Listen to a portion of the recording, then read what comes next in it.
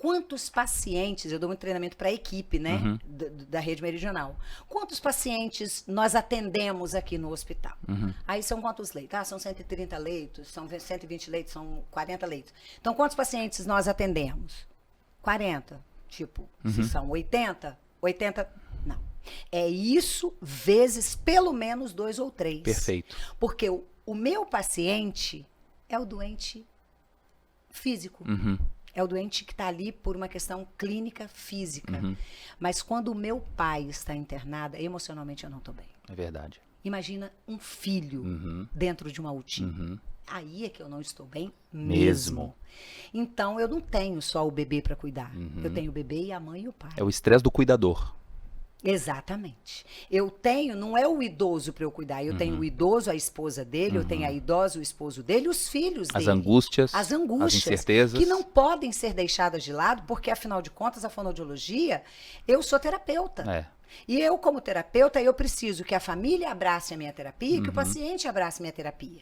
Então, se essa família que se torna um paciente em potencial para mim de ser acolhido por mim, de ser orientado por mim naquilo que o paciente tem, naquilo que ele pode vir a ter de ganho com a minha ação, eu preciso acolher, eu preciso abraçar, eu preciso ter um olhar diferenciado.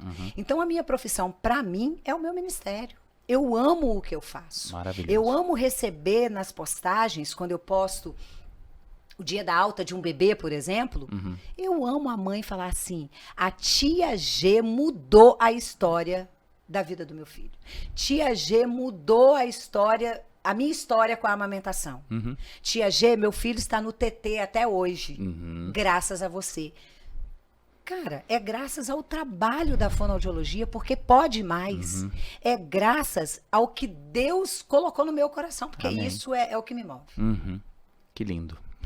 Fala com paixão, E não vê né? agora, claro, e não vê o paciente como ouvidos, laringe, Não. faringe, corda vocal, como alguns fazem, nesse Exato. modelo chamado biocompartimentado, cada um cuidando do seu, mas esquecendo do todo. Exatamente. Então isso é extremamente nobre. Eu acho que essa nossa conversa aqui vai ser muito frutífera, porque da mesma forma como você vê a fono pensando no todo, eu também olho para os medicamentos, também pensando no todo. Quem é o paciente por trás disso? Eu acho que nossa conversa aqui vai render bastante. Exatamente.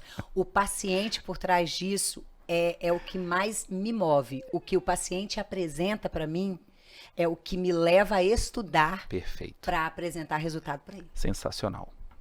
É esse é o caminho. É isso né? aí. Olhar E o paciente como a gente vai longe, né, Tiago? Nessa área eu acho que a gente vai... que é o que a gente vê todo dia, pacientes debilitados e famílias angustiadas e às vezes sem o resultado devido por conta justamente disso, de uma falta de afeto, de acolhimento e de um conhecimento num todo, assim. E de incertezas, que ele precisa ser agora assegurado por informações e saber qual é o desfecho disso. E com o aprendizado de cada paciente, o desfecho a gente vê, as consequências, mas a partir do aprendizado de uma pessoa só, a gente pode trazer prevenção para uma série de famílias para não chegar nessa fase, né? O paciente acometido agora de um acidente vascular cerebral, você vai cuidar dele. Sim. Claro, mas a família em volta já tem que entender como é importante controlar a pressão arterial, regular a glicemia, para não chegar também nesse desfecho, porque eu posso ter cuidadores ali que são irmãos, que são os mais novos e falam, olha, é esse o final da história que você quer? Essa famosa aposentadoria tão sonhada que você gostaria, mas agora passando quase 10, 12 horas acamado, usando anticoagulante, com risco de infecção respiratória, né, de recorrência. Não é esse o nosso caminho. Deveria ser o deixar de ninguém, né? Imagina.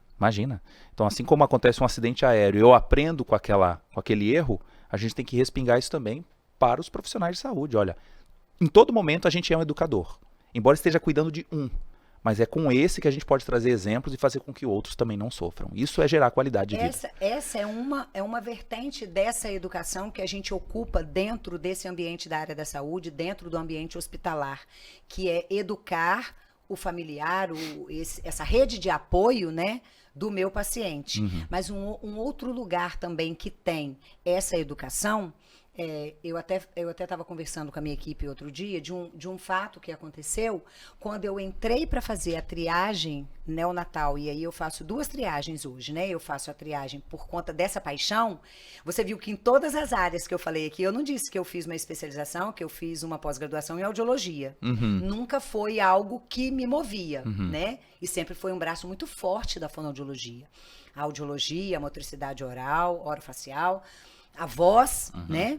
Tanto a voz estética como a voz de um Parkinson e tal. Mas eu entrei para fazer as 2 triagens, que é a triagem auditiva, que é o teste da orelhinha, e fazer o teste da linguinha, que é outra triagem, que é a Leia de 2014, e a auditiva, a Leia de 2010. E aí, entrei para fazer, vi o bebê quietinho e os lábios cianóticos. O bebezinho tinha nascido no dia anterior. Quando eu entrei e vi, a mãe veio com a informação: doutora, eu tô preocupada porque eu achei a boquinha dele roxa. E aí eu me aproximei e o bebê quieto demais. E eu tirei as luvinhas para ver as extremidades. Mãos extremamente roxas, geladas, e os pezinhos também. E aí eu comecei a mexer com ele. Ei, meu amor, tia G tá aqui e tal, deixando a mãe calma, porque é esse olhar de uma puérpera que tá com tudo, né? Bagunçado, porque eu falo que o puerpério leva você para um lugar desconhecido. E aí eu mantive assim, o bebê dá aquele choro estridente, que a gente, na nossa prática, sabe que esse choro é pós uma apneia. O bebê não estava quietinho à toa. E aí ele deu aquele chorão, falei, fiquei muito feliz com esse choro, viu? Peguei ele, encharutei ele na mantinha e falei, vamos dar um passeio com tia G. E coloquei ele bem juntinho de mim. E fui buscar algo pra... E o bebê... A mãe acompanhou ou não? Não. Agora, você imagina, no puerpério, essa mãe... Então, tem que ter muito carinho pra abordar, pra deixar ela leve, porque senão, como eu largo essa mãe ali, sabe? E algo que é uma equipe que vê, é uma equipe que conhece, não sou eu que digo nada, não é, às vezes, nem só o médico que diz nada, né? E eu saí com o bebê dela. E eu fiquei até achando que o pai viria atrás de mim. E eu fui, e o bebê deu outro choro. E aí veio logo o bercinho aquecido, aquecemos aquele bebê e tudo mais.